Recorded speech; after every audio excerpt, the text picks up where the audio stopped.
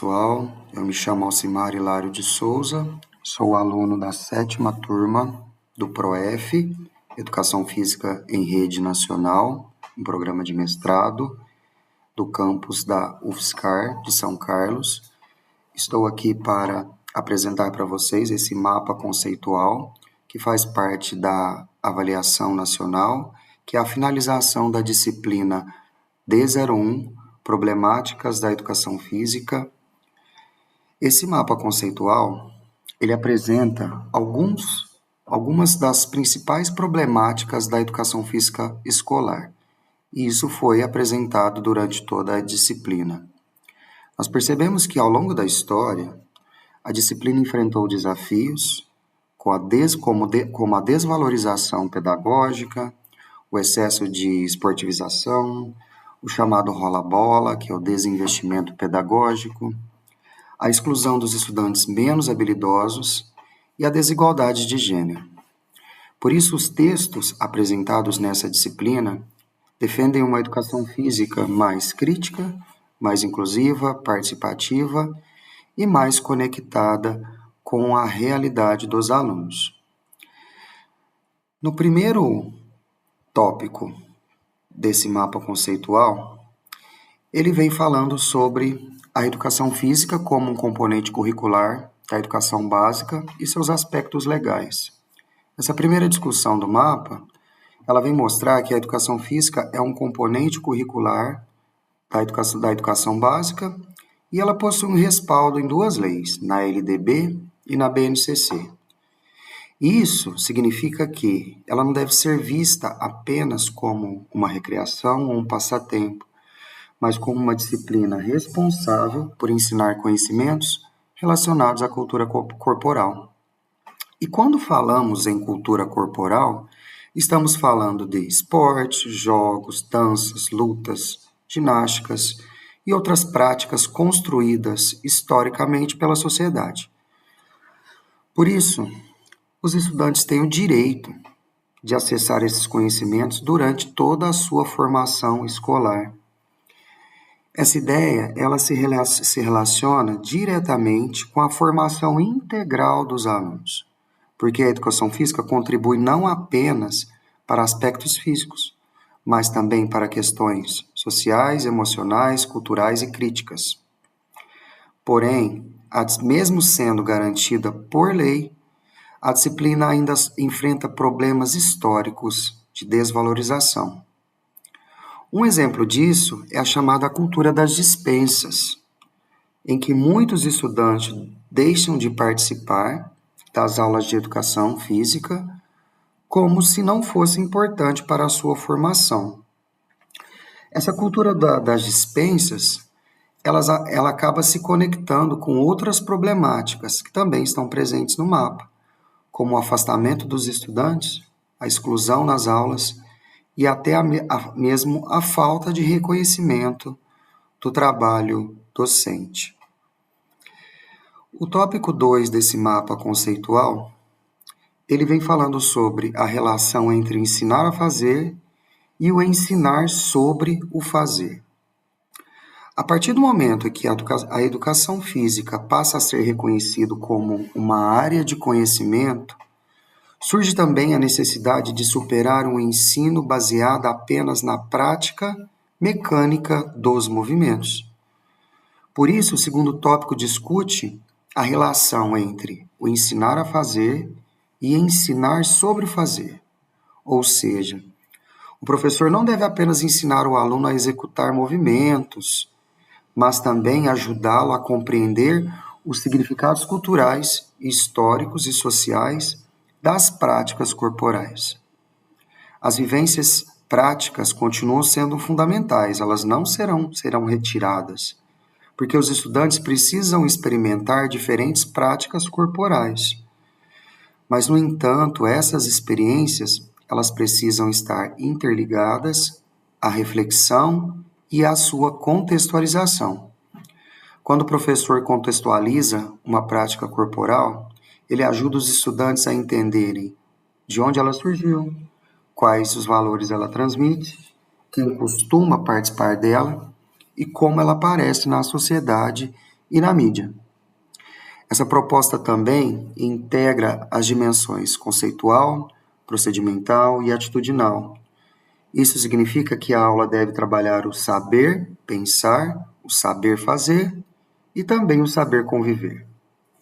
Essa perspectiva rompe com o ensino técnico, apenas técnico, e mecanicista, presente em muitos modelos tradicionais da educação física. E essa crítica se conecta diretamente ao próximo tópico que vou falar, que discute o rola-bola e a necessidade da renovação pedagógica.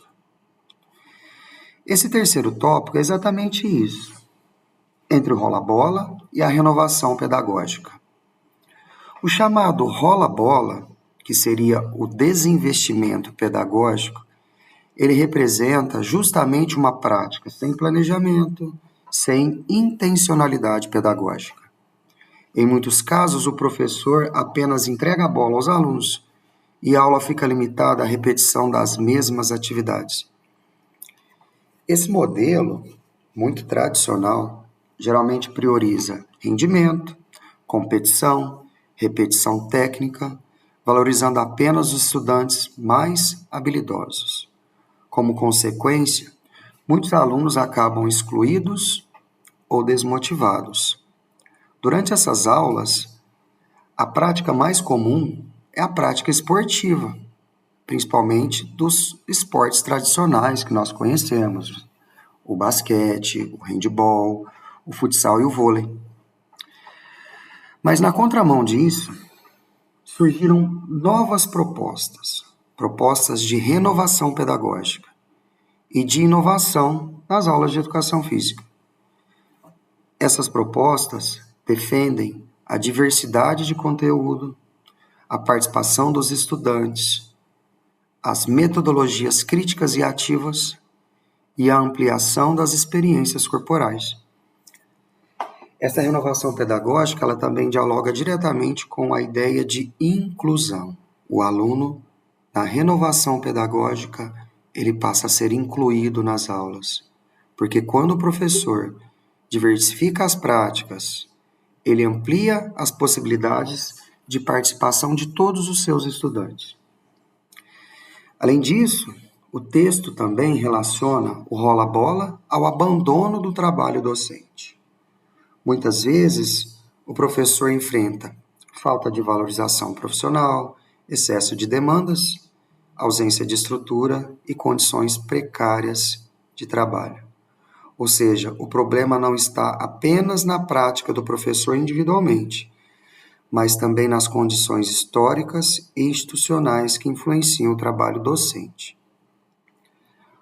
O próximo tópico, que é o número 4, que tem o tema Inquietações no Tratamento do Esporte, ele nos fala que o esporte é um dos conteúdos mais presentes na educação física escolar. E se nós pararmos para pensar, é exatamente isso que acontece. Se nós puxarmos aí na nossa memória como foram as nossas aulas de educação física quando éramos estudantes, era basicamente isso, a prática esportiva. Mas muitos dos textos dessa disciplina questionam a forma como ele costuma ser trabalhado. Isso é, não é retirar o esporte da educação física, pois o esporte ele faz parte das práticas corporais. Mas muitas vezes o esporte escolar ele reproduz modelos de rendimento, de competição, parecidos com o esporte profissional. E isso faz com que apenas os alunos mais habilidosos sejam valorizados. Isso produz uma prática de exclusão, desinteresse e afastamento de muitos dos nossos estudantes, principalmente daqueles que não se identificam com o modelo competitivo. Por isso, a educação física crítica, ela defende que o esporte escolar deve priorizar a inclusão, a participação e a aprendizagem coletiva. Isso é o esporte na escola. Além disso, O esporte também deve ser entendido como um fenômeno cultural e social. Ele envolve mídia, ele envolve mercado, ele envolve padrões corporais, relações de poder e questões econômicas. E quando o professor discute criticamente todos esses elementos com seus alunos, ele transforma o esporte em objeto de reflexão e não apenas uma prática técnica e repetitiva. Essa crítica ao tecnicismo e à valorização da vitória dialoga diretamente com os debates anteriores sobre renovação pedagógica e sobre a superação do ensino mecanicista. Partimos para o tópico número 5, que fala sobre a educação física escolar e as questões de gênero. Isso é uma outra problemática histórica da educação física escolar que é trazida dentro dessa disciplina, T01, a questão de gênero. Durante muito tempo, as práticas corporais foram organizadas a partir de estereótipos sobre o que seria atividade de menino ou atividade de menina. Esses estereótipos ainda aparecem nas aulas e acabam gerando desigualdades de participação. Muitas meninas, por exemplo, acabam se sentindo excluídas, silenciadas em muitas práticas esportivas.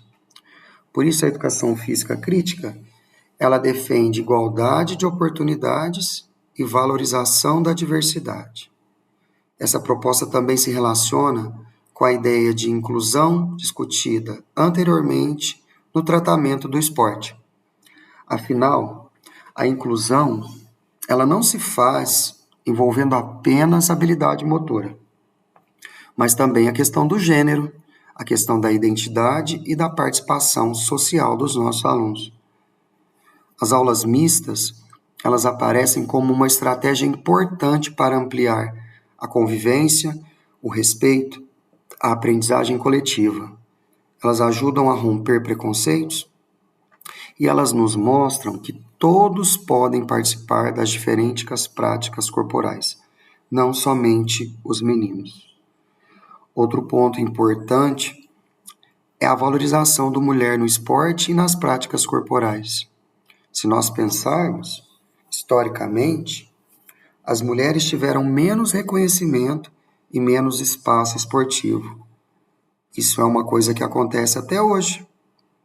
Discutir isso na escola contribui para que combatamos o racismo, o machismo e para que nós ampliemos a nossa consciência crítica dos nossos estudantes. Por fim, o tema 6, o tópico 6, que são os temas geradores, problemáticas emergentes nos contextos pedagógicos. O último tópico desse mapa, ele nos apresenta a influência das ideias de Paulo Freire na educação física escolar. É muito importante essa relação que é feita das ideias e da influência de Paulo Freire na educação e trazê-la para a educação física. A proposta desses temas geradores é partir da realidade vivida pelos estudantes para construir um processo educativo. Isso significa que o professor precisa observar os problemas, os conflitos, os interesses presentes no cotidiano de seus alunos e transformá-los em temas de discussão e aprendizagem. Há questões que envolvem exclusão, preconceito, violência, desigualdade, machismo, padrões corporais, podem ser debatidas dentro das aulas de educação física. Por isso, o diálogo e a escuta se tornam elementos centrais no trabalho pedagógico. O professor, como diz Paulo Freire, dentro da educação bancária, o professor não é o detentor do conhecimento. O professor não é apenas o transmissor de conteúdo. mas ele deve ser aquele que constrói o conhecimento junto com seus estudantes. Essa proposta, ela se conecta com todos os tópicos anteriores do mapa, porque ele busca justamente superar as práticas autoritárias, excludentes e mecânicas. Essa problematização, ela ajuda os estudantes a desenvolver uma consciência mais crítica sobre a realidade social em que vivem e também sobre as práticas corporais presentes no cotidiano. Dessa forma, a educação física deixa de ser apenas prática corporal e passa a atuar também como um espaço de reflexão, participação democrática e transformação social.